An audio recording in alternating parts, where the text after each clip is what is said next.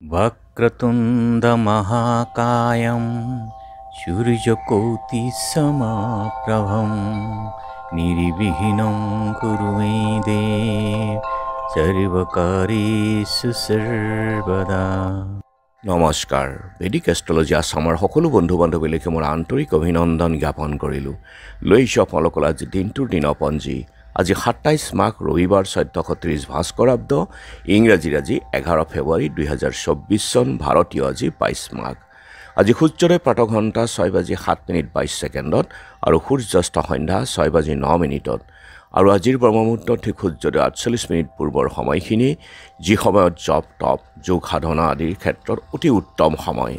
আৰু আজি তিথি হ'ল শুক্লা দ্বিতীয় তিথি, ৰাতি 12:46:43 আজিৰ নক্ষত্ৰ হ'ল শতভিষা নক্ষত্ৰ, ৰাতি 9:07:13 পৰ্যন্ত আছে। আজিৰ যোগ পাৰিক যোগ আৰু কৰণ হ'ল বালৱকৰণ।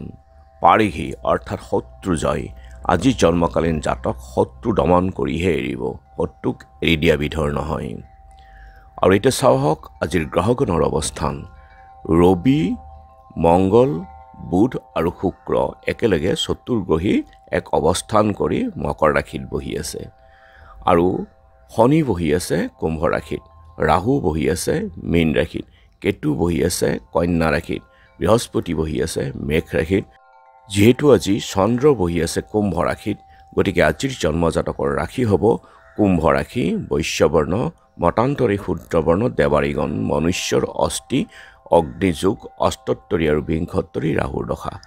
ৰাতি 9:07:13 মনুষ্যগণ, বিংশোত্তৰী বৃহস্পতিৰ দশা হ'ব। আৰু আজি আদ্যৰিটো হ'লে 12দিনীয়া দুৰ্ভগীয়া যোগ।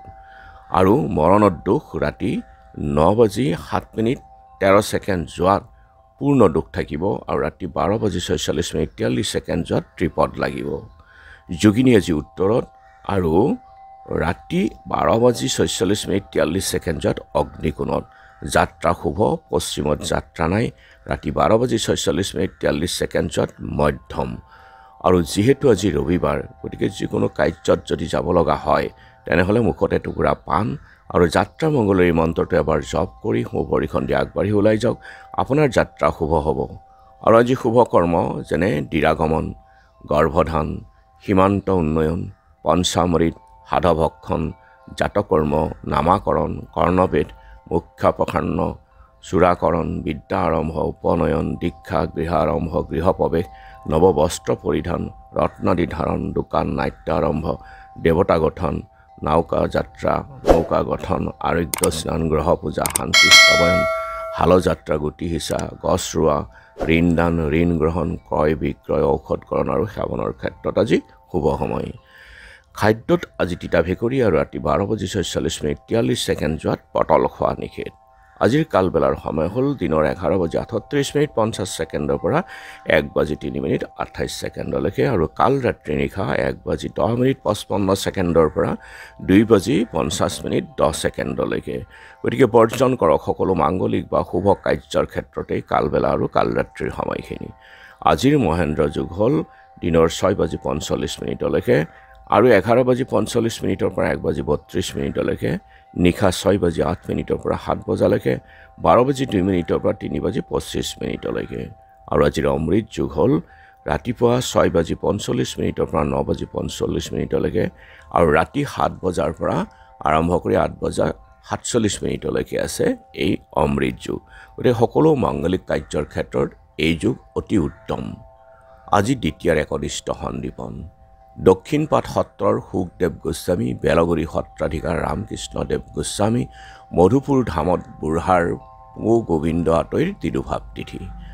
আৰু আজি প্ৰাক্তন ৰাষ্ট্ৰপতি ফখৰুদ্দিন আলী আহমেদ, শিক্ষাবিদ ডক্টৰ কৈলাশ চন্দ্ৰ ভট্টাচাৰ্যৰ স্বভাৱ কৰি কালিদাস খাটনিয়াৰৰ স্মৃতি দিৱস আছে।